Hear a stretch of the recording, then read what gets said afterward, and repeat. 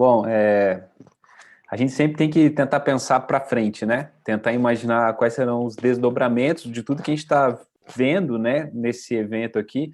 As empresas tentando formas diferentes de fazer as coisas, né? O RH tentando ser ágil, mas isso, claro, tem uma força, um vetor que vai para um lugar que ainda, de repente, está muito distante e talvez o fim da avaliação de desempenho e dos planos de carreira seja algo impensável ainda para muitas empresas, né? Mas, assim, os motivos são muito claros para mim, né? Por isso que eu propus essa palestra para o Agile Trends. Em relação à avaliação de desempenho, por exemplo, né?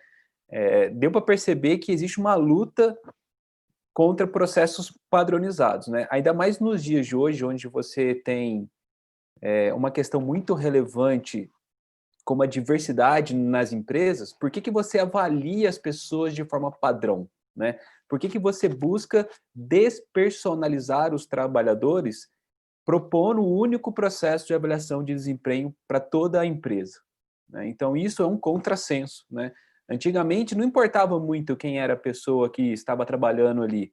Hoje, todos são relevantes. O impacto da saída ou da entrada de qualquer pessoa num negócio é muito maior do que era 100 anos atrás, né?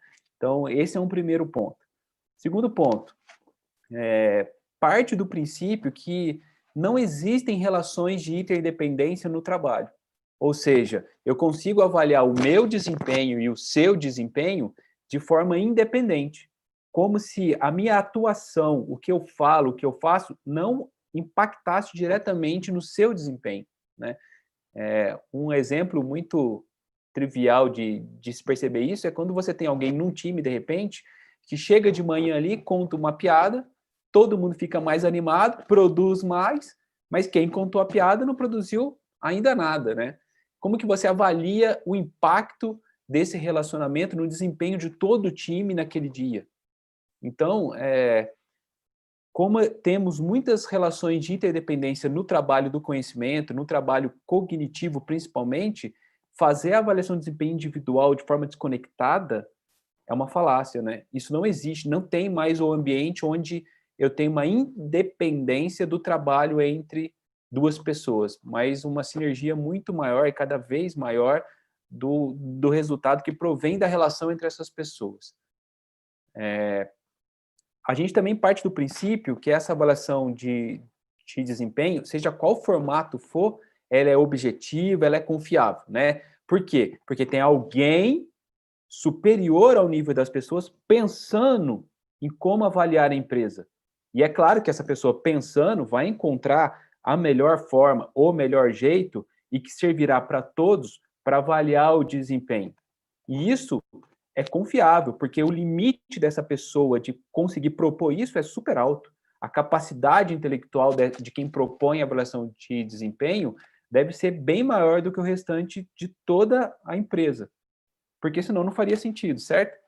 Então a gente parte do princípio que estamos avaliando bem e que isso é confiável e que esse avaliador não tem nenhum viés, não tem nenhum interesse relacionado ao resultado, à avaliação que está sendo proposta naquela organização. É muito engraçado você pensar também que essas avaliações são cíclicas, né? E que por serem cíclicas, elas postergam o feedback eternamente para algumas pessoas, né? E muitas vezes isso é feito de propósito. Muitos formulários, questionários, quando são propostos para avaliar o desempenho das organizações, eles tentam evitar conversas difíceis, né? Seria muito mais eficaz reunir as pessoas e conversar sobre o resultado, mas seria muito mais difícil também, porque isso geraria vários conflitos. Então, você prefere abrir mão desses conflitos e aplicar um questionário simples, objetivo, confiável, para evitar esses momentos de conversas difíceis, né? A avaliação de desempenho também parte do princípio que, olha, as pessoas que trabalham aqui não vão estar comprometidas, precisam sempre estar sendo avaliadas, porque elas não vão fazer um bom trabalho. Então, enquanto a gente não estabelecer critérios de avaliação e não medir esse desempenho, elas vão fazer corpo mole. Então, parte-se da premissa que, para a pessoa trabalhar bem, ela precisa ter seu desempenho avaliado constantemente, né? Isso é uma coisa que hoje gera um desestímulo, na verdade, porque é uma distração. Às vezes a pessoa está ali focada em gerar valor para o cliente, mas, né, tem que participar de um processo de avaliação de desempenho, tem que avaliar os colegas, tem que não sei, ou seja, né, totalmente contrário ao propósito dela de gerar valor para o cliente. Isso causa, no fim, como uma consequência, um ambiente de competição, porque querendo ou não, sendo todos amigos ou não, o que vale mesmo é saber quem tem o melhor desempenho, quem é um funcionário do mês, e se isso é atrelado a bônus, salário, piora, como já foi dito aqui, né? E onde tem competição, não haverá colaboração, né? Ou não haverá colaboração desinteressada, né? Porque as pessoas estão ali para serem reconhecidas, promovidas, porque o ambiente propõe isso. Então, eu me comporto de acordo com o ambiente que eu estou, né? E se hoje eu preciso ter mais colaboração para resolver problemas complexos, para poder inovar, a avaliação de desempenho individual mata completamente esse processo, né? Você tem um viés de comportamento contrário ao que você precisa. Tudo isso acaba desembocando aí numa gestão dirigida pelo medo, porque as pessoas sentem medo do resultado da sua avaliação de desempenho individual, até porque isso acontece ali dentro de um grupo, do RH, alguns gestores, e aí as pessoas não sabem, né, o que vai acontecer, será que eu fui bem avaliado, será que eu não fui? Se eu for mal, eu vou ser mandado embora, eu vou receber aumento de salário, eu não vou? Então as pessoas agem com medo, porque a gestão é dirigida por esse medo. É assim que ela funciona, né? Precisa-se desse medo para que a avaliação de desempenho seja eficaz. Então, quem tem medo não inova, né? É preciso ter confiança, visibilidade, transparência do que está acontecendo para que eu me sinta à vontade e possa ser criativo do melhor jeito. A gente sabe que tem uma relação muito grande de avaliação de desempenho com planos de carreira. E aí você começa a observar planos de carreira nas organizações. Primeiro porque ele tenta estabelecer uma carreira profissional para uma pessoa de forma limitada. Alguém está pensando na carreira que você pode ter, ou alguém está definindo as carreiras que podem ser trilhadas nessa empresa. Isso por si só já é uma limitação, é uma simplificação da complexidade que existe no mercado. E é claro que isso não é bom para a pessoa. A pessoa poderia ser muitas coisas, se envolver em muitas atividades, mas ela fica limitada ou pelo seu cargo ou pelo plano de carreira estabelecido. Os critérios de méritos que existem nos planos de carreira são muito enviesados. E eles estão ali servindo a interesses de quem detém o poder dentro das organizações, né? Às vezes você está seguindo algum plano de carreira para ser promovido e vê rapidamente alguém que acabou de entrar, mas é parente dos donos, ser promovido na sua frente com alguns meses de empresa. Então, os critérios de mérito que estão ali causam uma ilusão em você que você está fazendo certo, né? Que aquilo é o melhor caminho, que esses são os meios de avaliar seu crescimento profissional. Só que tudo isso partiu da cabeça de um pequeno grupo, ou de algumas pessoas do RH. Então, é claro que você não quer limitar a sua capacidade profissional à capacidade de um pequeno grupo, né? Isso seria completamente contrário ao que precisamos ter hoje, que é uma visão mais multidisciplinar, um relacionamento com outras pessoas, né? Então, isso é um problema muito grave dentro dos planos de carreira. Um outro ponto é que o plano de carreira faz as pessoas focarem nas relações internas, né? Eu quero descobrir quem vai ser promovido, quando eu vou ser promovido, quem vai ser promovido para o meu lugar, e fica uma disputa interna ali sobre os critérios do plano, né? E dos cargos que estão ali de repente, que faz as pessoas esquecerem que o cliente está lá fora, né? Esperando produto, esperando serviço.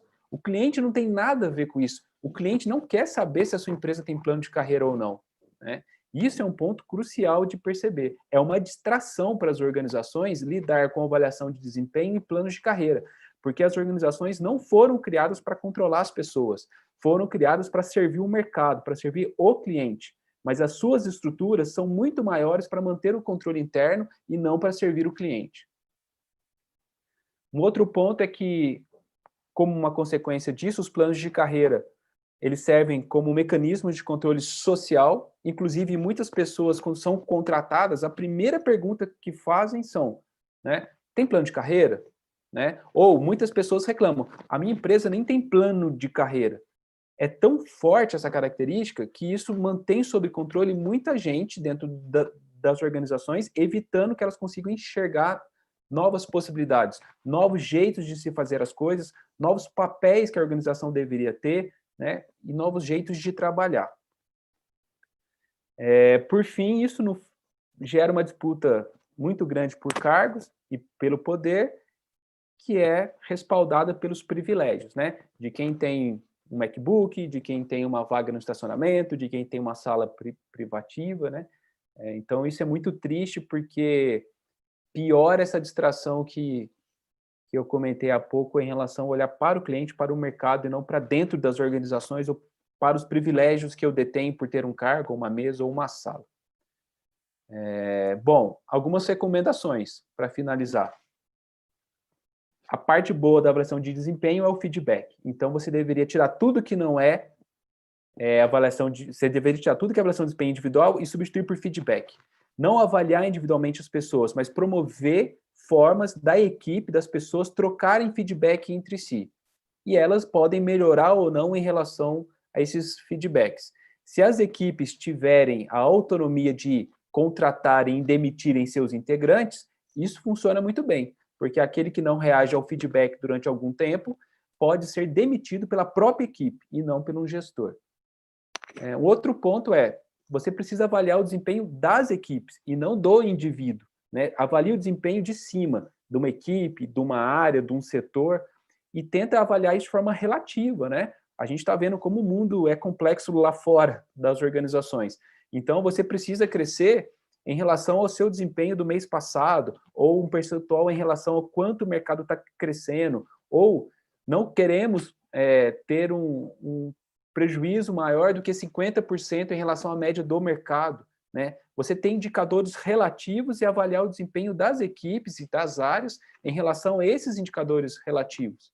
Isso é muito importante porque traz o viés correto de estamos num contexto e precisamos nos avaliar de acordo com o contexto que atuamos e não de acordo com o indivíduo que está trabalhando. Em relação aos planos de carreira, você deveria orientar as pessoas em relação às carreiras profissionais que elas desejam para si mesmas, aquelas que querem fazer isso, porque tem gente que pode nem ter interesse em pensar numa carreira profissional. Se tiver pessoas, por exemplo, alguém do RH, um Agile Coach, qualquer um que possa dar esse suporte, ótimo, mas isso não deveria ser uma obrigação, deveria ser algo que o trabalhador poderia ter ali dentro daquela empresa se ele quisesse. E o estímulo sempre vem do trabalho, né? O trabalho precisa ser interessante a ponto de você não precisar medir o desempenho de ninguém. E esse reconhecimento em relação se eu estou me tornando melhor ou pior no meu trabalho deveria vir do mercado, deveria vir do cliente. O reconhecimento deveria vir de fora, que é para quem a gente gera o valor. Então era isso que eu tinha para compartilhar com vocês hoje. Também estou animado para o debate.